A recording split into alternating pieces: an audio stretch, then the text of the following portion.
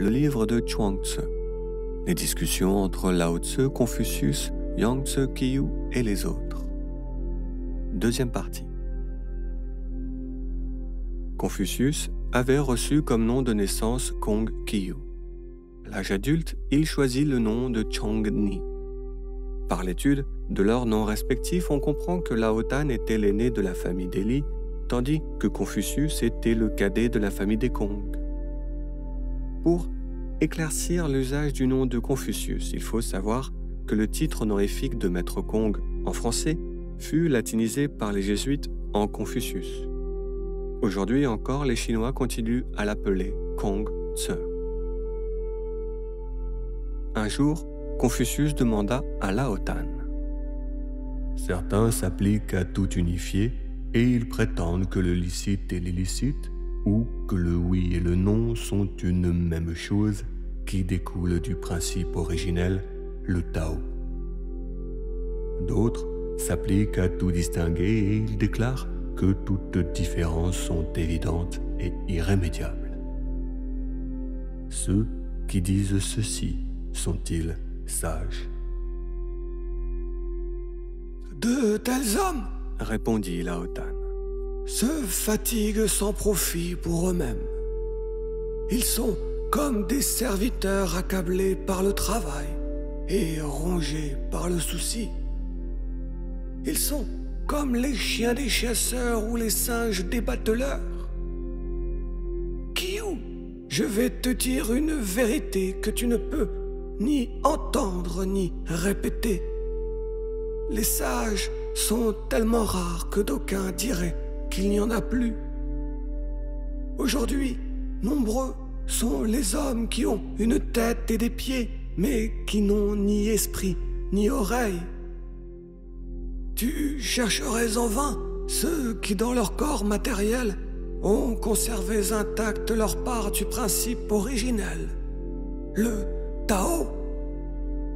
De tels sages n'agissent ni ne se reposent, ne vivent ni ne meurent, ne s'élèvent ni ne s'abaissent.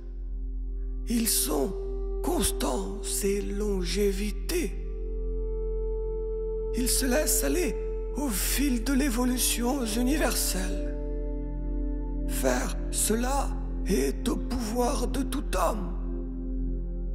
Si tu veux devenir un sage, oublie les intérêts individuels. Oublie les causes supérieures. Oublie ton propre intérêt. Par cette délivrance universelle, l'homme devient un avec le ciel. Il se fond dans le cosmos.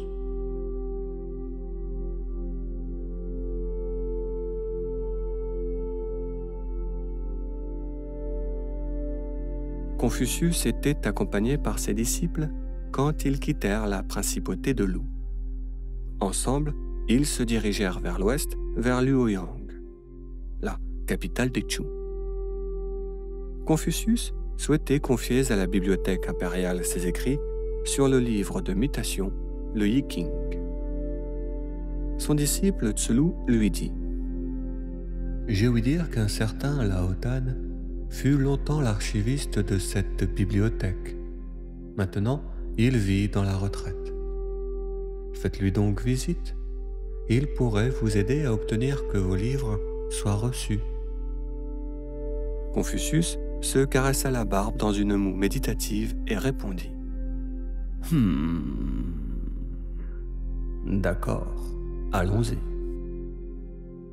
Confucius alla donc se présenter chez Lao Tan, mais celui-ci refusa clairement de patronner ses écrits. Pour le convaincre, Confucius commença à lui en exposer le contenu. « C'est trop prolixe !» objecta Lao Tan. « Dites-moi, en 2 mots, ce qu'il y a dedans. » Confucius ne se laissa pas décontenancer et lui répondit.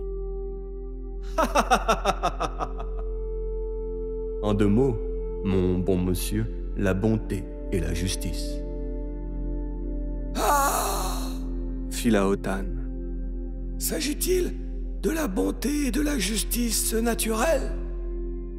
Mais oui, dit Confucius, de celles qui font l'homme. Alors, continuez, dit Lao Tan. Il s'agit d'aimer tous les êtres et de les traiter avec bien, sans égoïsme. Voilà ce qu'est, à mon sens, la bonté et la justice. Les yeux de Lao Tan brillèrent et le vieux maître saisit l'imprudent. Hé! Vous prêchez cela tout en étant vous-même ambitieux et égoïste.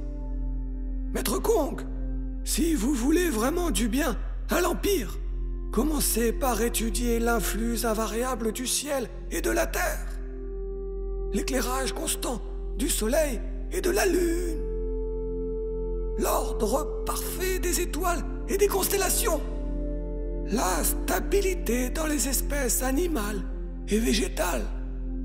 Constatez que tout dans la nature est suite et uniformité.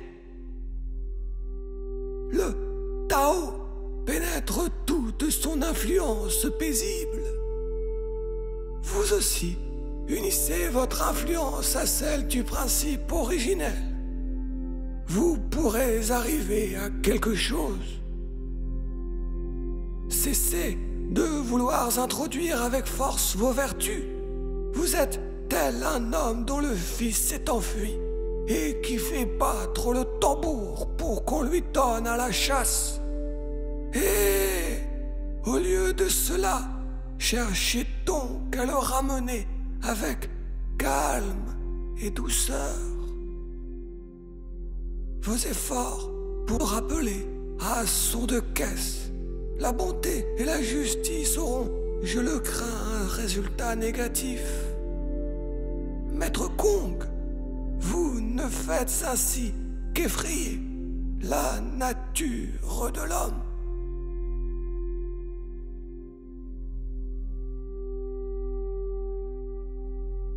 She Cheng-Ki était allé trouver Lao Tzu dans sa retraite du pays de Chu et il lui dit: Ayant ouï dire que vous êtes un saint, j'ai fait un long voyage pour venir vous voir.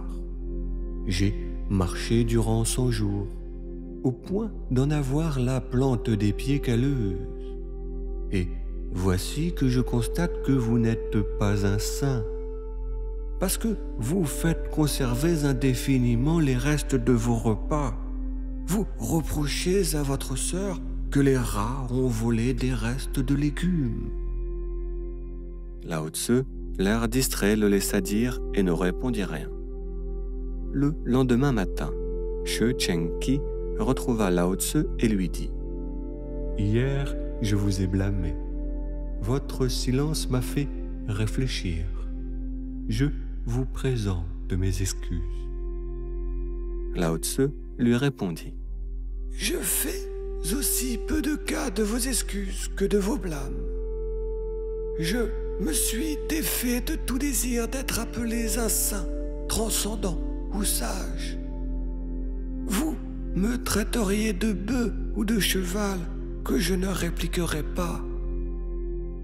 Que ce qu'ils disent soit vrai ou faux, laissez dire les hommes.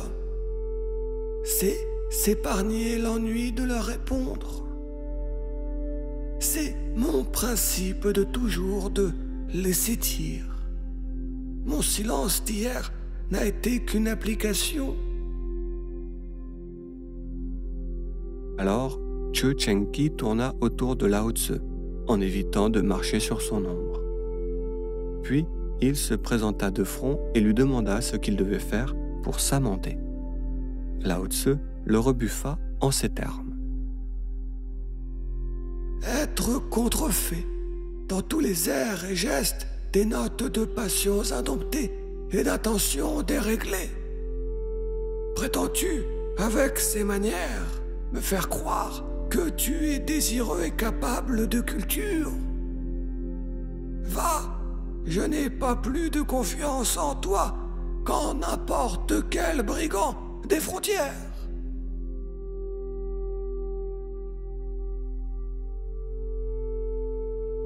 Lao Tzu dit: l'infini en lui-même. Le Tao pénètre par sa vertu les plus petits des êtres. Tous sont pleins de lui. Immensité quant à son extension, abîme quant à sa profondeur. Il embrasse tout et n'a pas de fond. Tous les êtres sensibles et leurs qualités, toutes les abstractions comme la bonté et la justice sont des ramifications du Tao. Ils en sont des dérivés lointains. C'est ce que l'homme qui devient meilleur comprend par lui-même. Quand il gouverne, l'homme qui devient meilleur ne s'embrasse pas dans ses dérivés lointains. Le gouvernement du monde n'est pour lui qu'un poids léger. Il ne s'occupe que de donner la direction. Il se garde d'administrer les détails. Chaque chose a sa place, à chacun son occupation. Aucun intérêt particulier ne le touche. Il ne s'enquiert que de l'épanouissement des choses. Il laisse faire le ciel et la terre. Il laisse aller tous les êtres. Puisqu'il est sans passion, il ne ressent plus la fatigue du stress. S'étant soumis au Tao, il imite son action avec la sienne. L'esprit de l'homme qui devient meilleur est dominé par une idée unique et fixe. Ne pas intervenir, laisser agir la nature et le temps.